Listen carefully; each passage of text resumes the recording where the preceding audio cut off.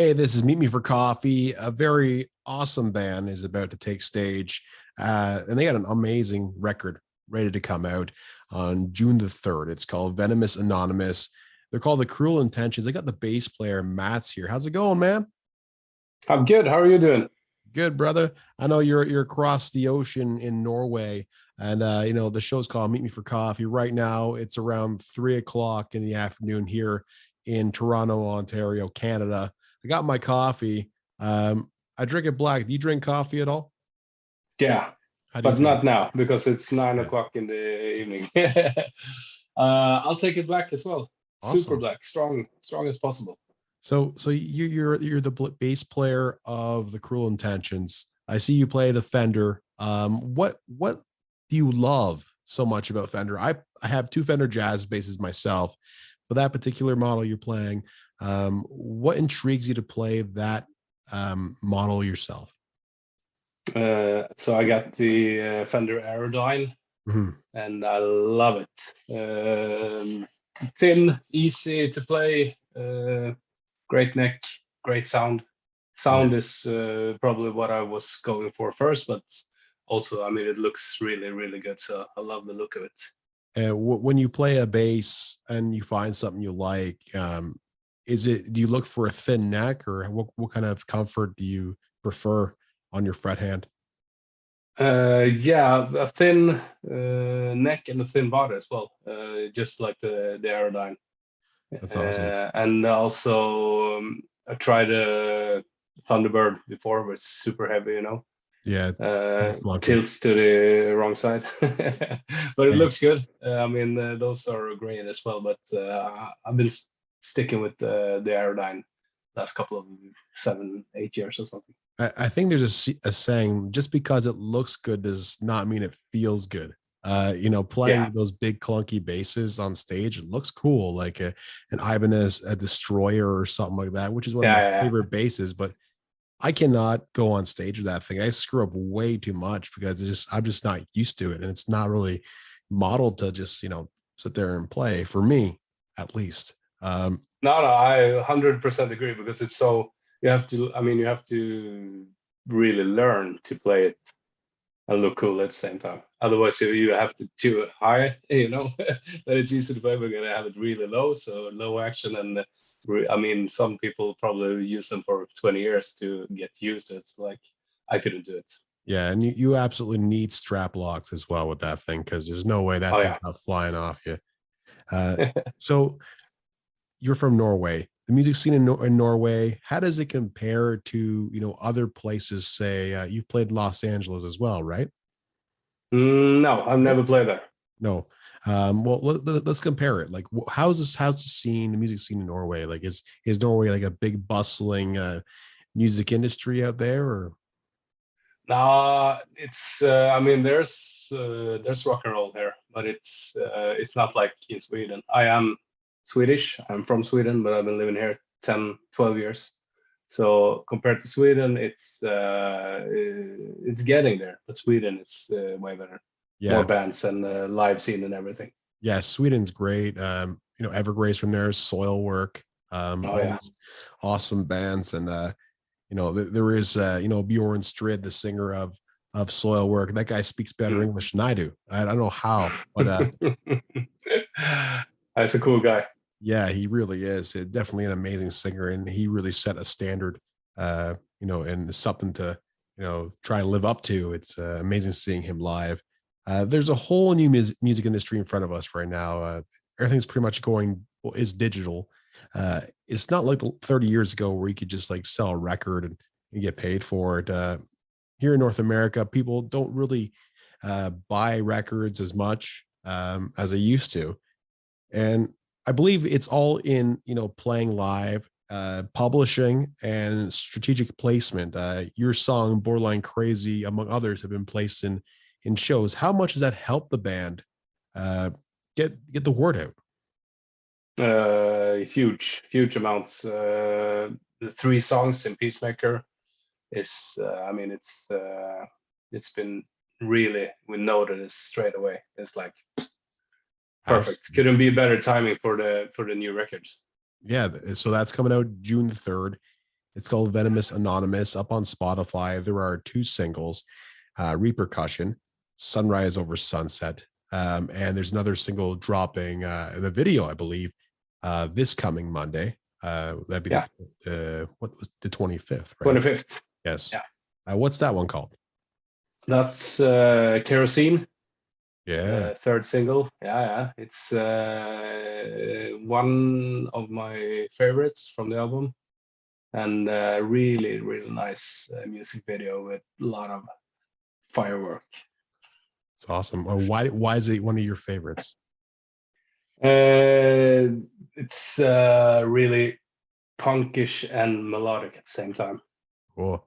And like getting this record together, like how who produced it, and like how fast did the music come together for this? Eric Mortensen from Eclipse produced it, recorded it, mixed it, mastered everything. He basically had everything except for songwriting, because me and Lizzy wrote the album throughout 2 years, maybe starting 2019, and then we wrote. Yeah, so it was a long process, but it turned out really, really good. So I'm very happy with it.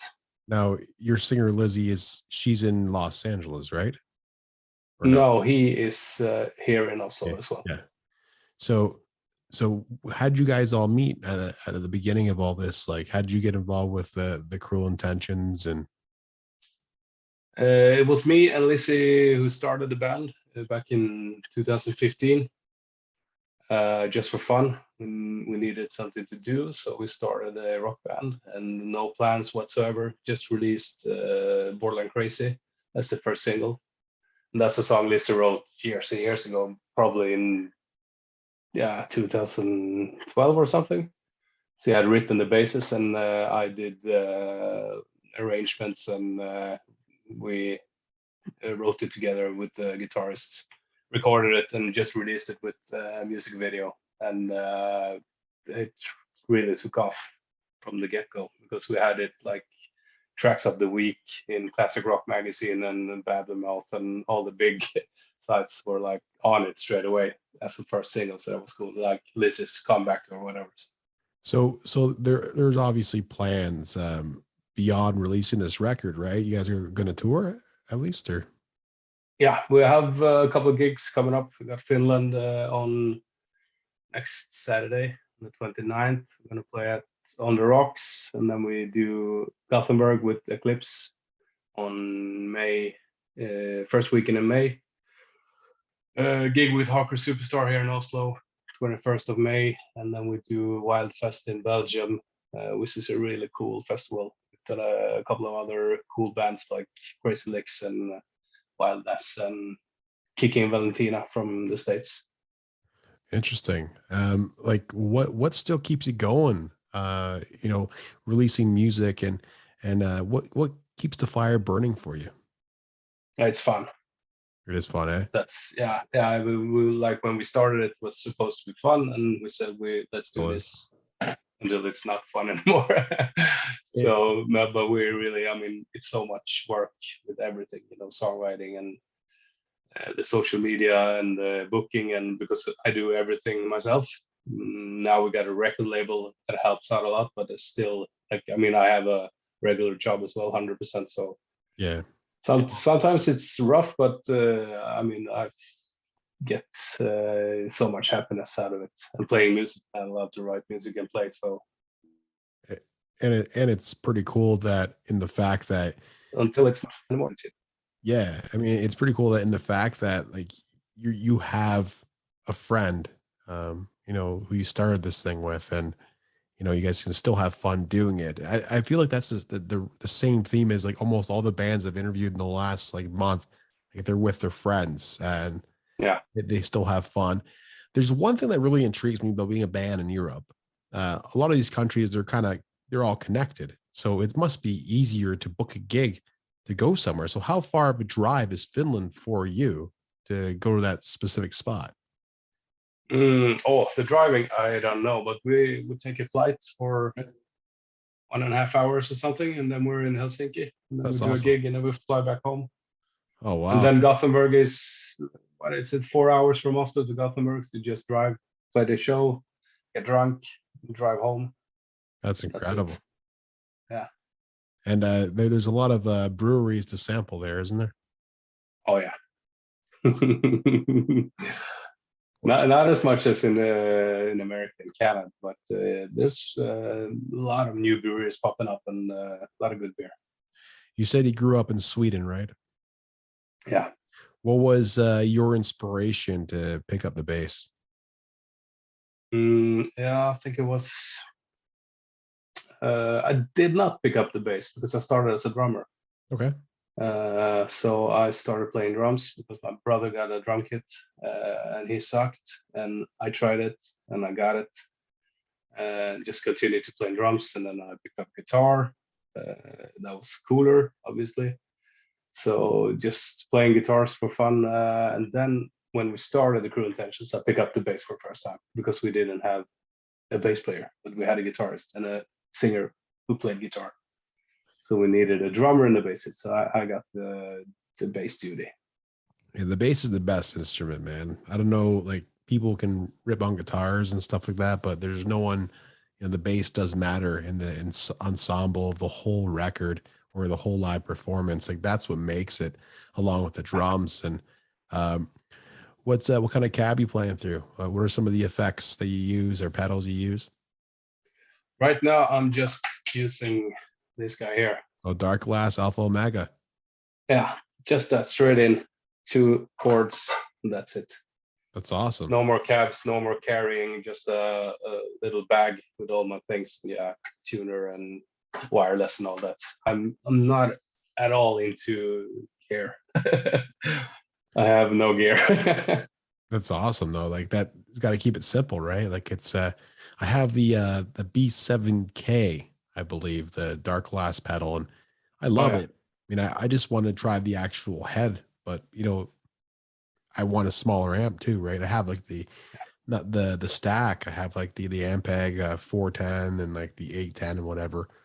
It's just too big. Like yeah, a lot of bands don't even have those rigs anymore. They have the Kemper, so they just take that to their hotel room. They jam on that. They head out. exactly. Yeah, so it's incredible. Maybe eventually we'll just have like wireless like amps, and people will take after you. Just take their pedal, take their Yeah. pedal to a gig, and work it out that way, man. Well, brother, it's been awesome talking to you. Do you want to say anything before we let off here? Check out the new single Kerosene coming out on Monday sometime. I don't know, but it's a great song and a great music video. And then the album, of course. The album is the best we've ever done. So check it out when it comes out. You've just heard Matt from The Cruel Intentions, brand new record, Venomous Anonymous, coming out June the 3rd. Check it out on Spotify. You can also listen to the singles from that record. There's 2 right now up on there, Repercussion and Sunrise Over Sunset.